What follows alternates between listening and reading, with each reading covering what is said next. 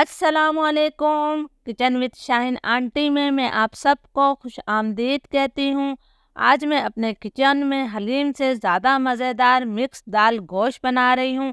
ज़रूर इस रेसिपी को ट्राई कीजिएगा, इंशाल्लाह सब उंगलियां चाट चाट कर खाएंगे। मिक्स दाल गोश्त बनाने के लिए मैंने आधा कप चने की दाल ली है, ये 100 ग्राम दाल है। क्वार्टर कप मैंने मसूर की दाल ली है और क्वार्टर कप ही मैंने मूंग की धुली हुई दाल ली है। ये तीनों दालें मिलाकर मेरे पास 200 ग्राम दाल है। दालों को मैंने अच्छी तरह से साफ़ किया और साफ़ करने के बाद आधे घंटे पहले मैंने इन्हें भिगो दिया था। भीगने से दालें नरम हो जाती हैं और आसानी से गल जाती हैं। इसके साथ ही मैंने आधा किलो बीफ लिया है और ये हड्डी के साथ है। गोश्त को भी मैंने अच्छी तरह से धो लिया है।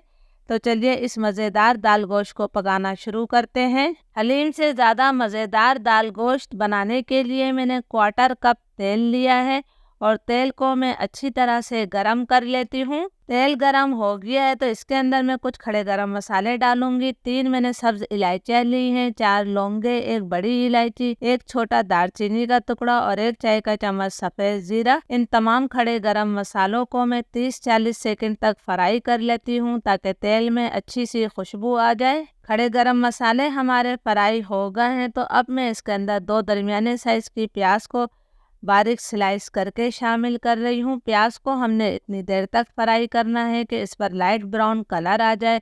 बहुत ज़्यादा डार्क कलर प्याज को मत दीजिएगा। प्याज पर हल्का सुनहरा कलर आ गया है तो अब मैं इसके अंदर गोश्त शामिल कर देती हूँ। ये मैंने तमाम गोश्त डाल दिया है। फ्लेम मैंने मीडियम टू हाई कर दिया है। मीडियम टू हाई फ्लेम पर मैं गोश्त की इतनी देर तक भुनाई करूँगी कि गोश्त का कलर तब्दील हो जाए। इसमें मुझे 3-4 मिनट लग जाएंगे। गोश्त का कलर तब्दील हो गया है तो अब मैं इसके अंदर 1.5 खाने का चम्मच अदरक लहसुन का पेस्ट शामिल कर रही हूँ। अदरक लहसुन को भी हम 1.5-2 मिनट तक भून लेते हैं ताकि इसका कच्चापन ख़त्म हो जाए। अदरक लहसुन हमारा अच्छी तरह से भुन गया है तो अब फ्लेम मैंने बिल्कुल लो कर दिया है। हम इसमें पाउडर मसाले डालेंगे। 1 चाय का चम्मच भरकर मैंने नमक शामिल किया है। 1.5 चाय का चम्मच मैं इसके अंदर मिर्चें शामिल करूँगी। नमक और मिर्च हमेशा अपने टेस्ट के मुताबिक लिया करें। आधा चाय का चम्मच मैंने हल्दी पाउडर शामिल कर दिया है। 1 खाने का चम्मच भरकर मैंने धनिया पाउडर डाला है। लो फ्लेम पर मैं इन मसालों को 30 से 40 सेकंड तक भून लेती हूँ, लेकिन आपने मसालों को जलाना नहीं है। 30-40 सेकंड तक मैंने मसालों की भुनाई कर ली है। अब मैं 3 दरमियाने साइज के टमाटरों को छोटे टुकड़ों में काटकर शामिल कर रही हूँ। टमाटर डालकर भी हमने इसे 2-3 मिनट तक भून लेना है ताकि टमाटर हमारे नरम हो जाए। 2-3 मिनट तक मैंने टमाटरों की भुनाई कर ली है। टमाटर भी हमारे नरम हो गए हैं।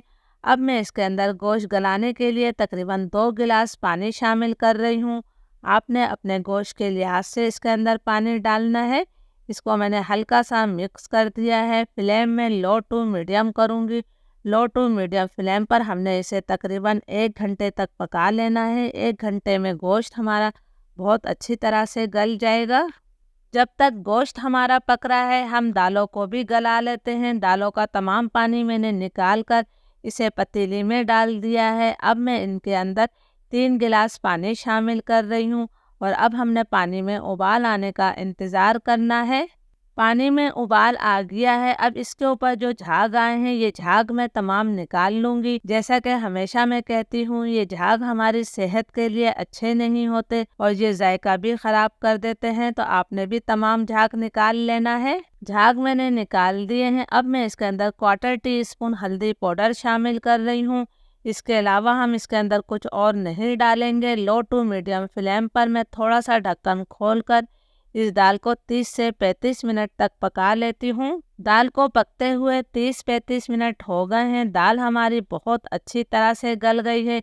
इस दाल को आपने मुकम्मल तौर पर मैश नहीं करना है। इसमें चने की दाल का थोड़ा दाना दिखता हुआ ही अच्छा लगता है।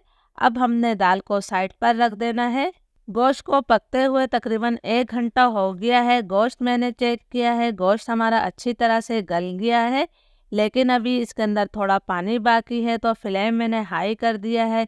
अब मैं इसकी इतनी देर तक भुनाई करूँगी कि ये पानी खुश्क हो जाए और तेल इससे अलग हो जाए। गोश्त की मैंने अच्छी तरह से भुनाई कर ली है, तेल इससे अलग हो गया है। अब हमने इसके अंदर जो दाल उबाल कर रखी है वो तमाम दाल मैंने डाल दी। दाल मैंने डाल दी है। अब मैं इसे अच्छी तरह से मिक्स करूँगी। अगर मुझे दाल गाढ़ी लगी तो हमने इसके अंदर पानी शामिल करना है। दाल को मैंने अच्छी तरह से मिक्स कर लिया है। मेरे हिसाब से दाल अभी काफ़ी गाढ़ी है तो मैं इसके अंदर गर्म पानी शामिल करूँगी। जिस पतीली में मैंने दाल को पकाया था उसमें मैंने 1 गिलास पानी डालकर गर्म कर लिया है, इसे हमने शामिल कर दिया। इसको भी मैं अच्छी तरह से मिक्स कर लेती हूँ। मिक्स दाल गोश्त का जायका बढ़ाने के लिए अब मैंने इसके अंदर 3-4 हरी मिर्चों को 2 टुकड़ों में काट कर शामिल कर दिया है। आधा चाय का चम्मच हमने गरम मसाला शामिल किया है। इसके साथ ही थोड़ा सा मैंने हरा धनिया डाल दिया है, इसे भी मैं अच्छी तरह से मिक्स कर लेती हूँ। प्लीज़ अगर आप लोगों को वीडियो अच्छी लग रही है तो एक लाइक ज़रूर कीजिएगा ताकि मेरी हौसला अफजाई हो सके। फ्लेम में लो कर रही हूँ। लो फ्लेम पर 3-4 मिनट और पका लेते हैं। लो फ्लेम पर दाल गोश्त को पकते हुए 3-4 मिनट हो गए हैं। हमारा मज़ेदार दाल गोश्त तैयार है। आप इसे ऐसे ही खा सकते हैं, लेकिन इसके जायके को बढ़ाने के लिए मैं इसके अंदर तड़का भी शामिल करूंगी। तड़के के लिए फ्राई पैन में मैंने 2 खाने के चम्मच भरकर घी शामिल किया है। मैं तड़का घी से लगा रही हूँ। आप तेल से भी तड़का लगा सकते हैं, लेकिन घी से जायका कई गुना बढ़ जाता है। घी को मैं हल्का सा गरम कर लेती हूँ। घी हल्का गरम हो गया है तो एक छोटी सी प्याज को मैंने बारीक स्लाइस करके शामिल कर दिया है। प्याज को हमने हल्का गोल्डन ब्राउन कलर आने तक फ्राई कर लेना है। प्याज पर हल्का गोल्डन ब्राउन कलर आ गया है तो तड़का हमारा तैयार है। ये गर्मा गर्म तड़का हमारी दाल के जायके को कई गुना बढ़ा देगा। ये मैंने तमाम तड़का डाल दिया है। चूल्हा में बंद कर रही हूँ और 5 मिनट के लिए हम इसे ढक देंगे ताकि तड़के की खुशबू अंदर ही रहे। फिर 5 मिनट बाद हम इसे सर्व करेंगे। अल्हम्दुलिल्लाह हमारा बहुत ही मज़ेदार दाल गोश्त तैयार है। आप इसे गर्मा गर्म चपाती, तंदूरी नान या फिर ज़ीरे वाले चावलों के साथ खा सकते हैं।